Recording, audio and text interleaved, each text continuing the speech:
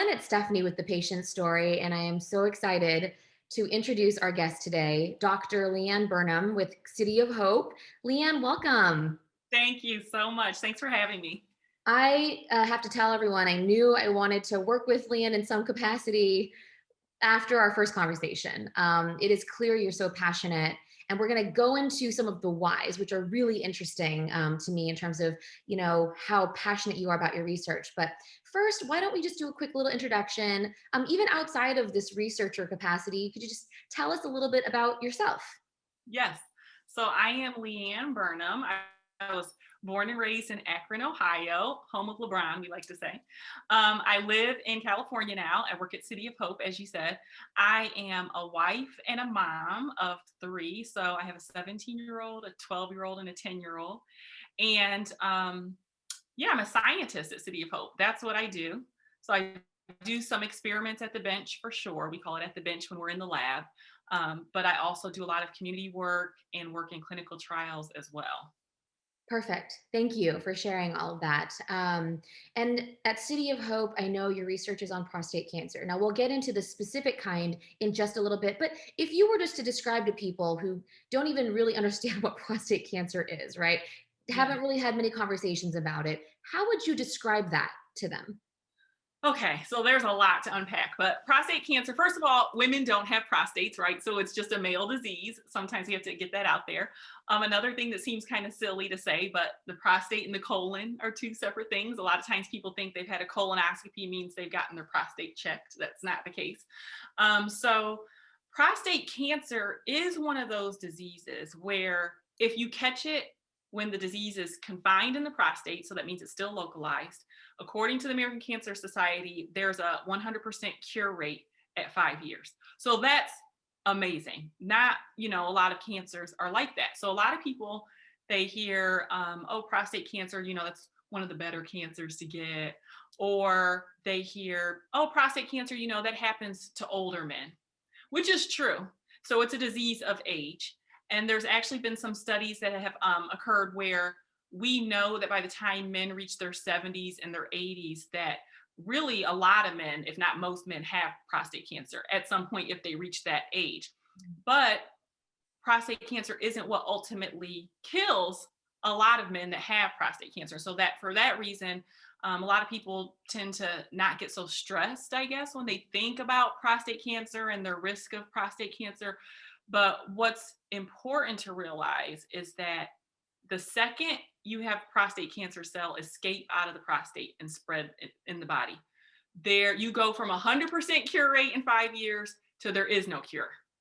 And so there's no like in between. So all of our treatments that we have once the cancer cells have escaped are to prolong life, to improve quality of life. And we've got some really great treatments out there, some cutting edge treatments, nationwide, but I'm at City of Hope, so of course I'm partial. So we've got some really cutting edge treatments there that are really extending the lives of a lot of patients, and they're living great and full lives.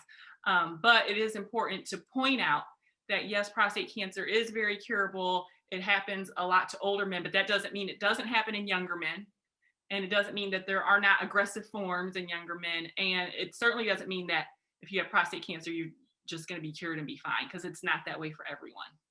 Right. No, you did a fantastic job of summing all of that up in such an easily digestible way. I do want to probe a little bit more into it, and then remind me later to ask you just about the treatments that you're talking about, because I think people are so interested. Like, well, gosh, like if I get it, or if it advances, what is out there for me? But before we get there, just curious. I know it's a kind of disease that you had described as diverse, meaning for other cancers. And I'll just put it up front. Both Leanne and I had lymphoma, different kinds, but we both had lymphoma. You have like stage 1, 2, 3, 4, and I know it's different between liquid and solid tumors. But even with prostate cancer, it's not really understood that way, right? You've got Gleason score. Could you just touch on that a little bit? There's so much if you're diagnosed with prostate cancer where you're hit with all this vocabulary, like what in the world? Because first of all, you start off with a PSA test, right? So that's testing your prostate specific antigen, which is a protein that's secreted by the prostate. It's circulating in your blood. And so that's one of the first markers they can test and say, hey, is there something going on with your prostate? Might not be cancer, but there's something going on. And so then, men will get a biopsy. Then at that point, they get a Gleason score, which is when the pathologist looks at the tumor under the microscope and it assigns how cancerous the cells are looking, is the most layman's terms I can put it in. And so the higher your Gleason score, the more aggressive your cancer is. Then there's genetic mutations that, not everyone has access to, but some physicians, they do provide that for their patients. And so especially if they have a lot of family members that have had prostate cancer, you can look at the genetics and see, are there some mutations that make the tumors more aggressive.